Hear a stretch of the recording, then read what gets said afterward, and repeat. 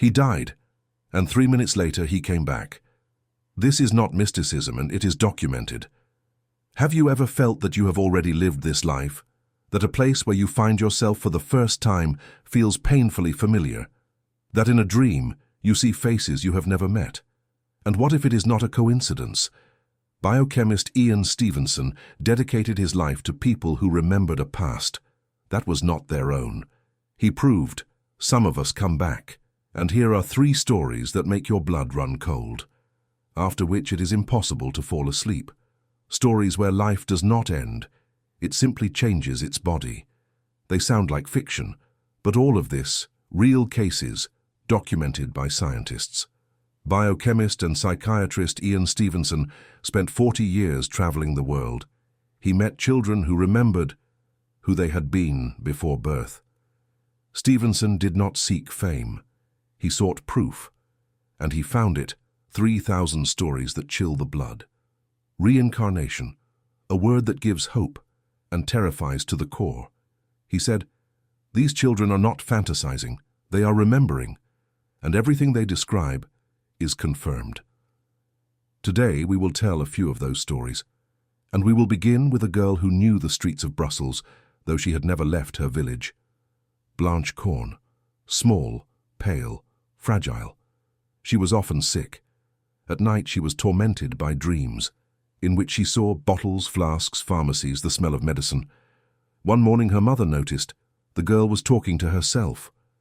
"Who are you talking to, Blanche?" "To a man. He says I should not drink this." "Who is the man?" "He is standing beside me. He says that I know myself how to heal. I am a pharmacist from Brussels." The room froze. Her mother became frightened. A 7-year-old girl. And such words. The doctor said, "Overwork, hallucinations." But soon Blanche began to name the number of the pharmacy and its address. An address she could not have known. "There is a white door," she added. "You can go and see for yourself." Her parents did not go. Why check a child's nonsense? Years passed, Blanche grew up, but the memories did not disappear. At 20, she said to her sister, "I must go to Brussels." "Why?" "I want to see that place." They arrived by train. Her sister walked beside her, confused. "Lead the way, if you remember." "This way," Blanche replied. She walked confidently, as if she had been there 1,000 times before. When they turned onto one of the streets, Blanche stopped. Before them stood an old house. Here it is, a white door, a sign with the same number she had named as a child. Inside, a pharmacy, still working. Her sister turned pale. Blanche was silent. "I knew it," she said quietly. "I just knew." Stevenson would later write, "This girl had never been to Brussels, but she described the place in precise detail. Coincidences do not happen. This is the memory of the soul." But Blanche's story is only the beginning. In Stevenson's archives there is a story that frightens even skeptics. The story of a woman who lived 2 lives. Her name was Laura Rayner. She was born in France, in a family where God was spoken of every day. But one day little Laura said something that made the priest cross himself. "You are mistaken," she said quietly to her parents. "After death, a person returns." Her mother fell onto a chair. Her father froze. The girl continued, "I have already lived here. But then my name was different. At first they thought, a game, imagination. But the older Laura became, the more precise her memories were. She described a large house on a hill, with arched windows and a garden below. She said that in that life she had been ill, coughed blood, walked through the park and felt the air leaving her. "I died in that house," she repeated. "But I will find it." Years passed. Laura studied to become a nurse and began to heal people. In 1913, a patient from Italy asked her to come. Northern Italy. Warmth, mountains, and a strange feeling. Everything around was familiar. Along the way, Laura looked intently into the windows, the streets, the sunlight. Her heart was beating fast. "I have already been here," she whispered. Once, describing the house from her dreams, she said, 2 stories with tall arched windows. In front of it, an old park, and below, a river. One of the men who was listening to her exclaimed, "I know such a house." They went there. When the car stopped on the road, Laura got out and froze. Before her stood that very house, white stone, arched windows, and below, a park, just like in her drawings. "It's the one," she said in a whisper. She went inside. Every room, familiar. Every step, her own. In the corner, a fireplace. She touched it with her palm and began to cry. "I died here," she whispered. Later, the archives confirmed, in that house had lived a young woman named Giovanna Santi. She died at 22 from a lung disease, the same illness, the same height of the windows, the same park. Coincidences exist, but not like this.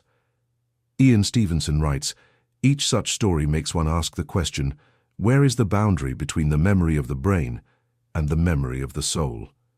Scientists shrug their shoulders, but the facts remain. A girl knew streets, houses, pain and death she had never seen, and perhaps we all carry within us fragments of other lives. Sometimes they awaken, in dreams, in glances, in inexplicable fears. Laura remembered the fire of fireplaces. And you? Why do unfamiliar places sometimes make you tremble as if you had already lived there? Ian Stevenson searched for the answer to that question all his life. And one day he heard a story that changed the entire understanding of life and death, the story of a man who saw his own death from the outside. Sergei Dochev. He died in a hospital and returned to tell what awaits us on the other side. He was 20, a second-year student, cheerful, intelligent. It all began with pain in his stomach. At first, bearable. Then, unbearable. The doctors did not understand what was happening. Every examination ended with the phrase, "Everything is normal." But inside something was tearing, as if someone were breaking him from within. His name was Sergei Dochev. One night he woke up in a hospital ward. His heart was beating fast. There was not enough air. The other patients were asleep. He wanted to call the nurse, but no voice came out. And suddenly, the silence was cut by a strange voice, warm, yet commanding. "Say goodbye." Those 2 words sounded directly in his head, and in that moment, everything around him froze. No pain, no panic, only cold and darkness. Sergei felt his body become light.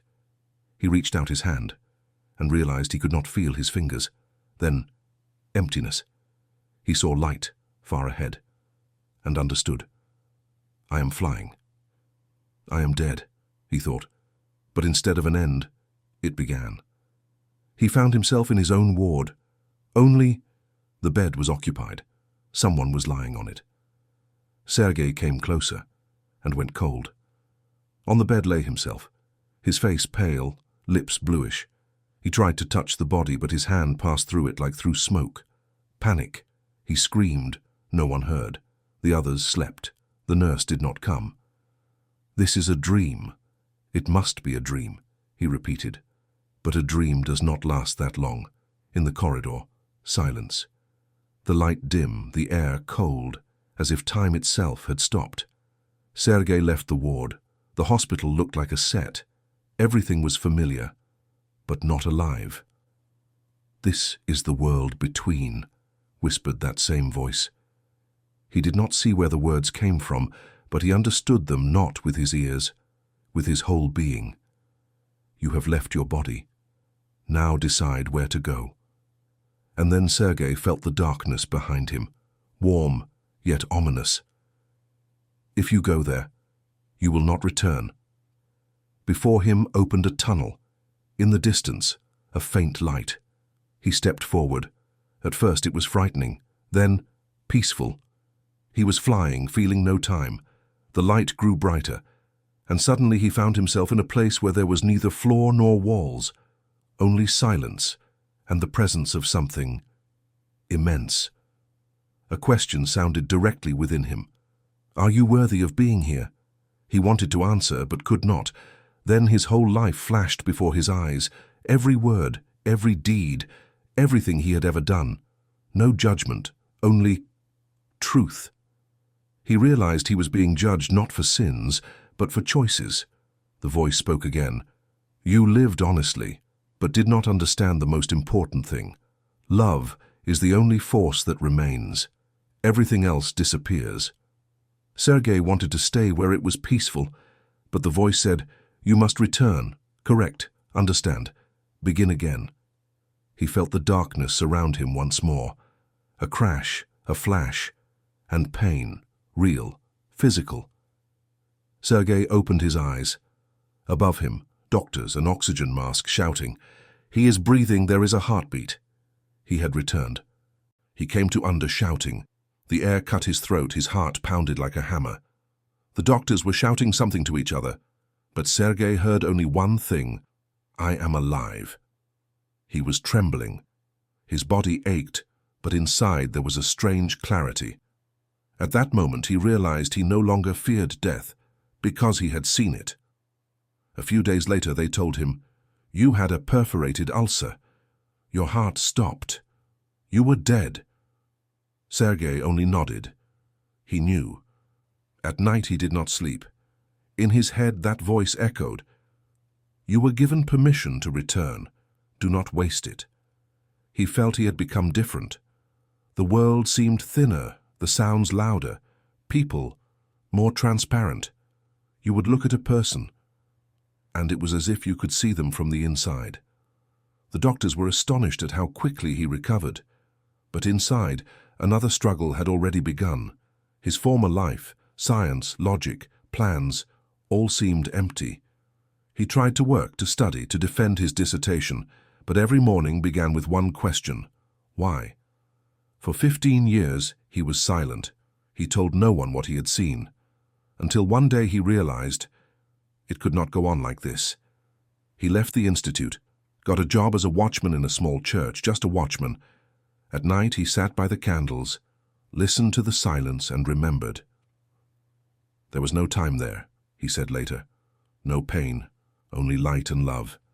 And here, we are always running so as not to hear ourselves. People laughed, others listened and cried. When I died, I understood. Everything we do out of fear is dead. Everything born of love lives forever. His words seemed simple, but behind them stood an experience no one wished to endure themselves. With each year, fragments of that vision returned to Sergei. He remembered a space without boundaries. He remembered a gaze, not human, but full of compassion. It was my angel, he said. He showed me my life. Did not judge, simply made me understand. And he remembered one more promise. You will return to tell people that death is not the end. From that day on, he lived only for that. In every person who came to the church, he saw the same confusion, the same fear. He did not preach. He simply listened. Sometimes he said the same words. Do not be afraid. No one dies forever. People left different. In newspapers, he was called the scientist who became a priest. But he spoke more simply. I just came back to remind. Life is longer than it seems. And when someone asked, what if it was all just a dream? He smiled. Then I want to sleep forever. Blanche, Laura, Sergei. 3 people, 3 different eras, 3 different fates, but they all saw the same thing. Life does not end when the body stops breathing. It simply changes its form. Blanche remembered the smell of medicine and the streets she could not have known. Laura cried at the door of the house where she had once died. Sergei left his body and saw himself, cold, motionless. Each of them was certain.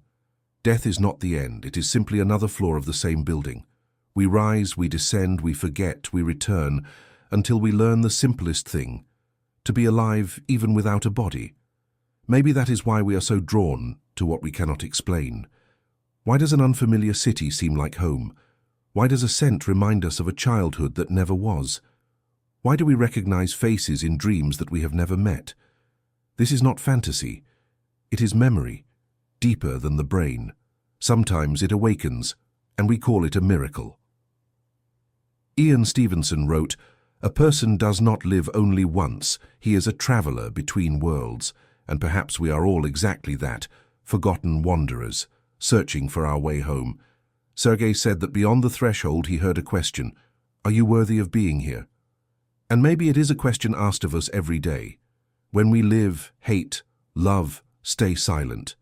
Imagine, in the last second before death, you remember everything, all faces, all words, all tears, and you realize you have lived it more than once, and you will fall again into the body of an infant, to repeat, to correct, to learn to love once more. That is eternity, not the infinity of time, but the endless attempts to become better. Laura found her house, Blanche, her pharmacy, Sergei, the light. And you? Maybe you too have already been someone else. Maybe dreams are not fantasy, but fragments of past worlds where we still live. Sometimes those worlds call, and if you listen closely, in the silence, you can hear the whisper of your own soul. I remember. The end.